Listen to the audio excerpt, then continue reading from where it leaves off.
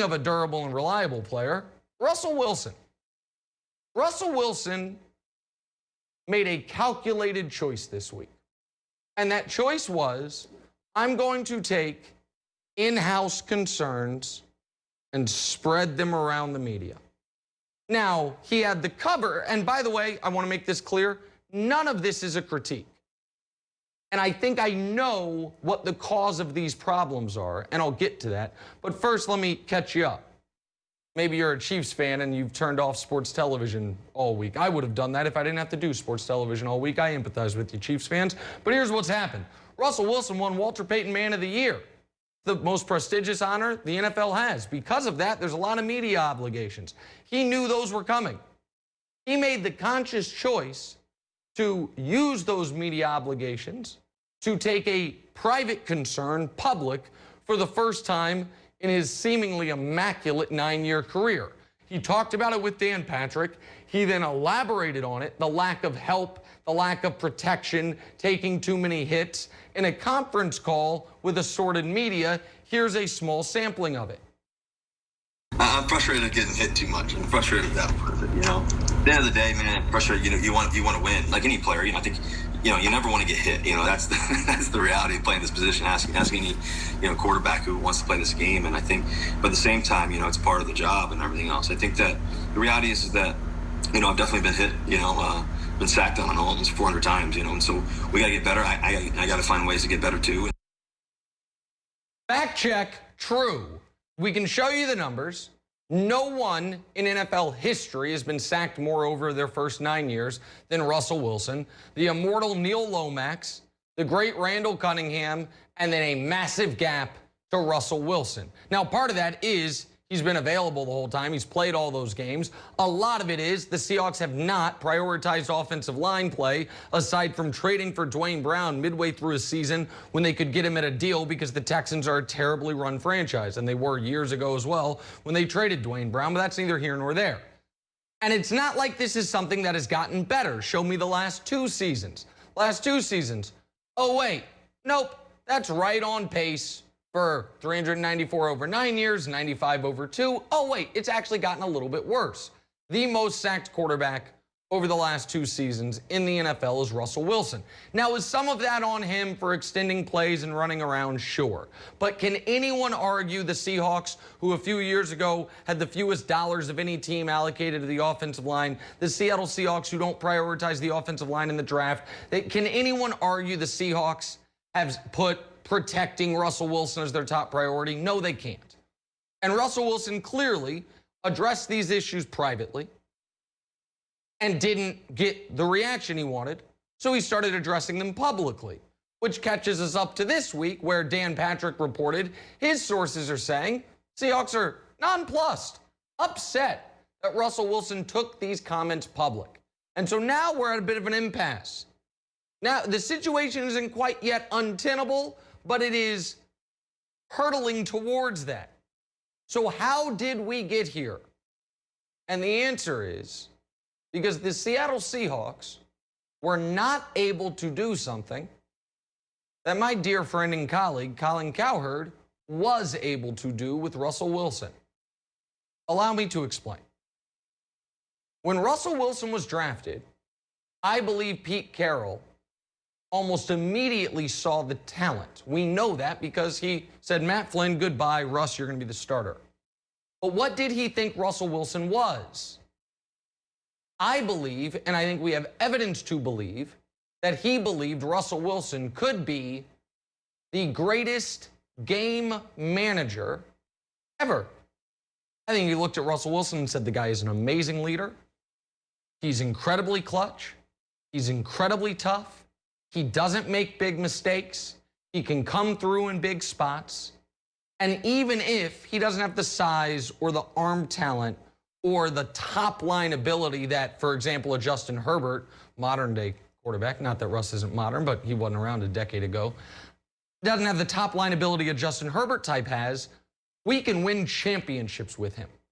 Ask him to do what he does great, and don't ask him to do anything else.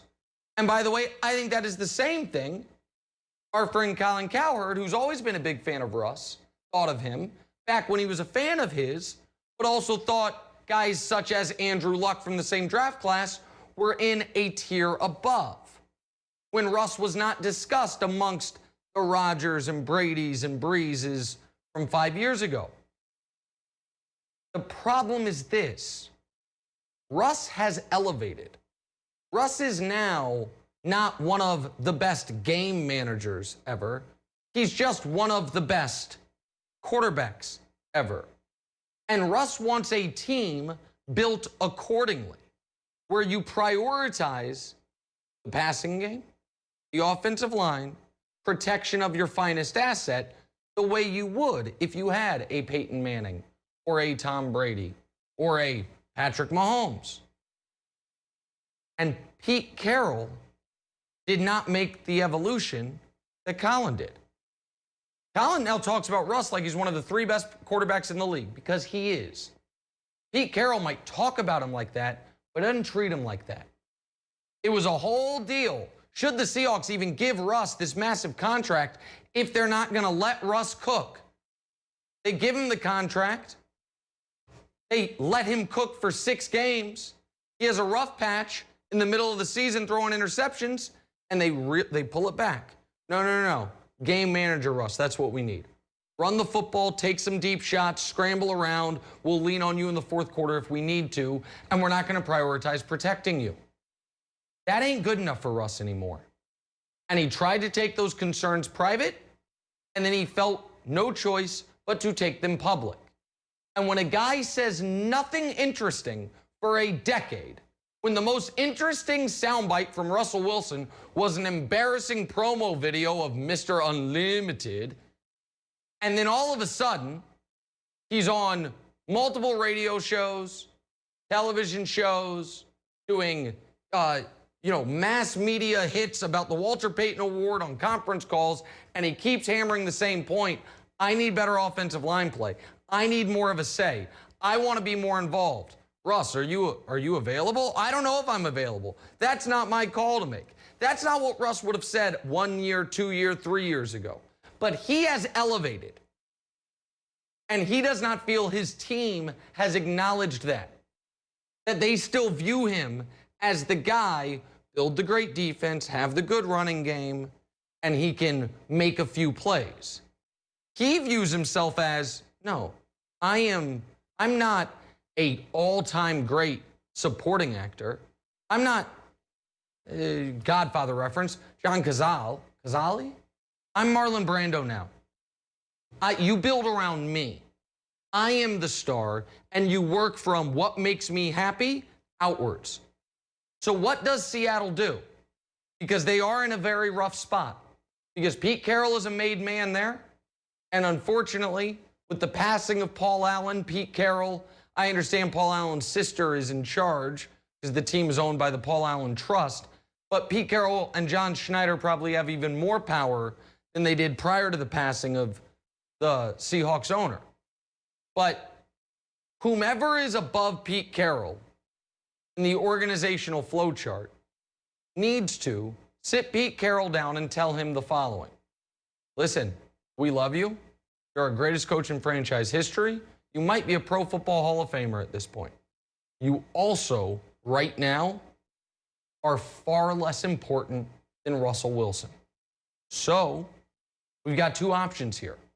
You can either do what you need to do to make him happy, or we can figure out what emeritus type of signatory role you can have, but it's not going to be head football coach of this team. Because trading Russell Wilson so Pete Carroll and John Schneider can continue to run things the way they want is not an option.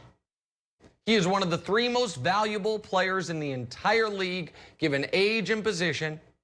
He is arguably one of the 3 best players in the entire league. And this part matters, he's never complained before. It's one thing if it's, all right, this guy, there's always the squeaky wheel.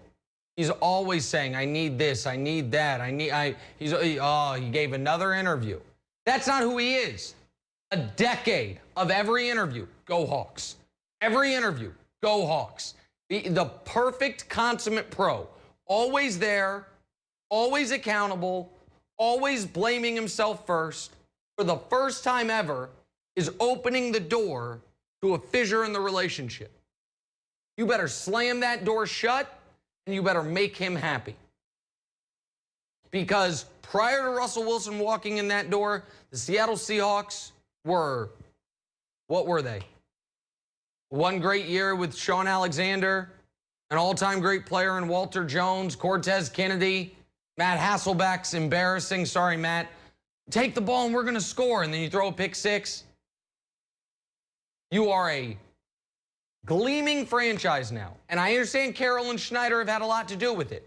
But all that team building does nothing for you without Russ, without the right guy calling the play, signal calling. So you fix the relationship by any means necessary. And finally, Tom Brady